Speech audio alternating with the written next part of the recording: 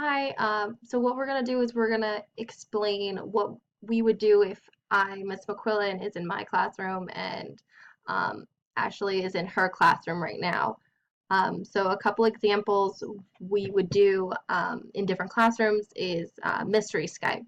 So do you want to discuss mystery Skype?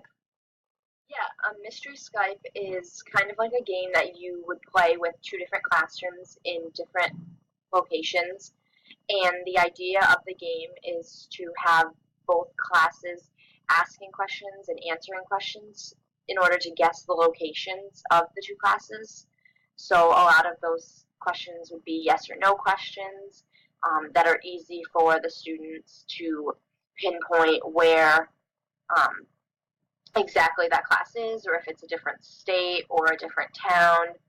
Um, this probably would be teacher led, so that way the teacher would know where the class is, and then she can kind of help the class to narrow it down so you're not asking questions for hours on end. Yeah, this I can see getting really out of hand if you don't control the students' questions. Right, and it would be just general questions depend on the grade that you're teaching and who you're with. Obviously, a first grade and a fifth grade class are going to have different abilities to ask questions and understand. But it can be a really fun game that can be incorporated in like a geography lesson, Hmm. even maybe literacy, Yeah. and you could do it with several different you could even do it within a school. Like, say one of the classes is in the gym and one class is in the library, and you could go back and forth and guess, like, oh, if you go down the hall and turn right or left and use directions, kind of like that. Yeah, definitely. So another one that we have is putting on a performance, and this is like we would each read a book to our classroom separately and kind of have a classroom discussion, but then afterwards we would have our students create a group presentation. So whether it's acting it out or any kind of like skit, like a song or a poem about this story. And then my class would share it with Ashley's, and Ashley's class would share it with mine. And we'd see each other's classrooms take of the book. So it would be really interesting to see maybe a different perspective of the story.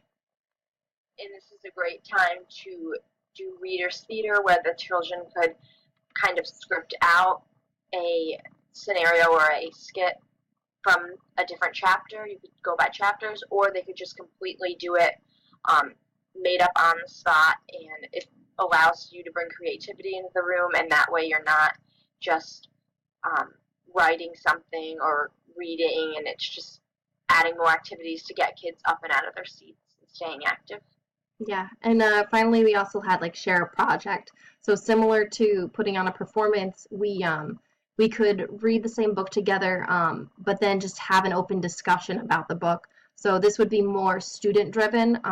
Maybe just have the kids sit in front of the screen and start them off with one question, and really just let the kids go back and forth. The teachers kind of can be there to observe and maybe guide, but it's really meant for the students to open discuss their ideas and discuss their questions. And it also helps to have questions that are prepared so that way there aren't any pauses or kids don't run out of things to say, because there's always something to say about a book. And again, this could also go along with the performance. So you could do the performance first and then have the students sit down and discuss the book that they read, or it could be a completely different book on a different day, totally different thing, but this would be a way to incorporate them either together or just do it completely separate. So these are just a few things that we would do in our classroom, and we hope to implement them one day. Thank you. Thank you.